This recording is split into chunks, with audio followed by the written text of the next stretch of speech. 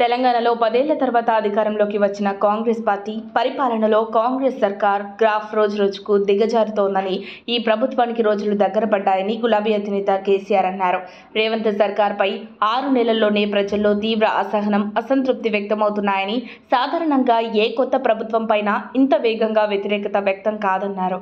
గత అసెంబ్లీ ఎన్నికల్లో బారాస ఓటమి చాలా చిన్న విషయమని, ఇప్పటికిప్పుడు రాష్ట్రంలో ఎన్నికలు జరిగితే మళ్లీ బారాసానే అధికారంలోకి వస్తుందని, కనీసం 105 అసెంబ్లీ స్థానాల్లో తమ అభ్యర్థులు విజయం సాధిస్తారని కేసీఆర్ సార్ ధీమా వ్యక్తం చేశారు.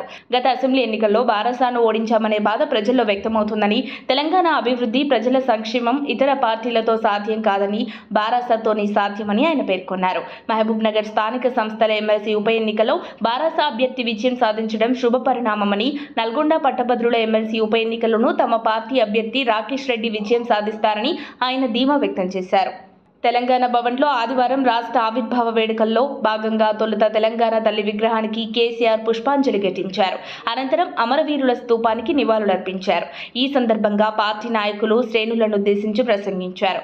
ఎన్నికల్లో జయాపజయాలు సహజం. లోక్సభ ఎన్నికల్లో బారాసాకు ఎన్ని సీట్లు వచ్చినా ఇబ్బంది ఏమీ లేదు. గెలిస్తే పొంగిపోవడం, ఓడితే కుంగిపోవడం వద్దు. గెలిచినా ఓడినా ప్రజల పక్షాన్ని నిలబడి కొట్లాడదాం. సమీప భవిష్యత్తులో పాలన మన భుజాలపై పడే అవకాశం ఉంది.